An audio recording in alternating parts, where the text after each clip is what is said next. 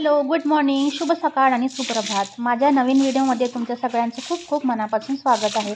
तर दिवसाची सुरुवात झालेली होती.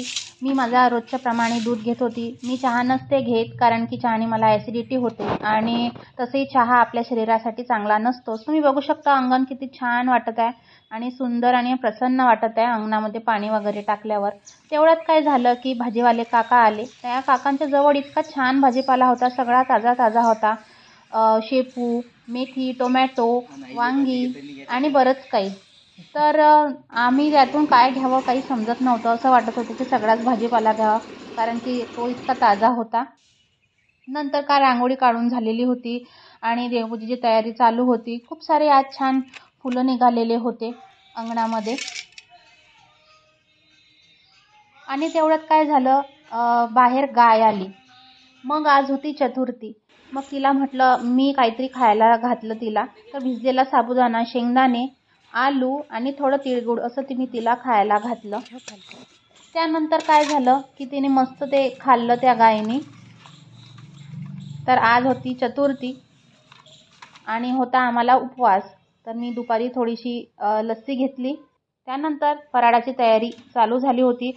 त्यासाठी साबुदाण्याचे पापड आणि चकली तळली होती. पण माहिती आहे का काय झालं, घरामध्ये साबुदाणा होता कमी. मग आईला मी म्हटलं की जेवढा आहे तेवढाच भिजत घाल, आपण त्यामध्ये भगर मिक्स करून पाहूया कसं होते ते. आणि त्यानंतर काय झालं की मग मी तुम्हाला रेसिपी सांगते आम्ही काय केलं ते. तर भिजलेला साबुदाणा होता तर तेलामध्ये मी जिरं घातलं. जिरं घातल्यानंतर त्यामध्ये हिरवी मिरची आणि टोमॅटो घातला आणि भिजलेला साबुदाणा त्यावरती घालायचा. आणि दुसरीकडे भगर हा शिजवून घ्यायचा वेगळ्या एका भांड्यामध्ये. त्याला चांगल्या प्रकारे मिक्स करून घ्यायचं. बघा किती मस्त असं कलरफुल दिसत आहे.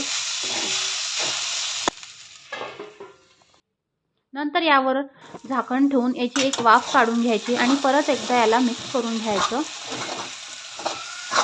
नंतर यावरती मी हिरवी मिरची ही कमीच घातलेली होती, त्यासाठी मी वरतून थोडं लाल मिरची पावडर घातली. आणि दुसरीकडे जो भगर घातलेला होता शिजायला, तो शिजून झालेला होता, तो यावरती घालायचा. भगर हा जास्त पाण्यामध्ये गच्च शिजून नाही घ्यायचा, थोडासा असा एक एक दाणा वेगळा दिसेल तसं त्याला शिजवून घ्यायचं. नंतर त्या साबुदाण्यावरती त्या शिजलेल्या भगरला घालायचं. चवीनुसार मीठ घालायचं. नंतर त्यावरती शेंगदाण्यांचं कूट घालायचं आणि मस्त असं मिक्स करून घ्यायचं आणि झाकण ठेवून त्याची वाफ काढून घ्यायची. तर अशा पद्धतीने आम्ही साबुदाणा आणि भगर हे मिक्स करून असा छान असा पदार्थ तयार केला.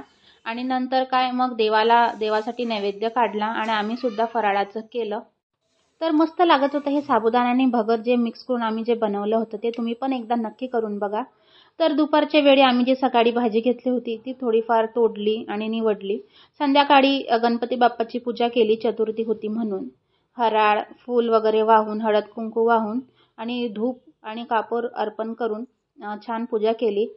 तर भेटूया नेक्स्ट व्हिडिओमध्ये. थँक्यू.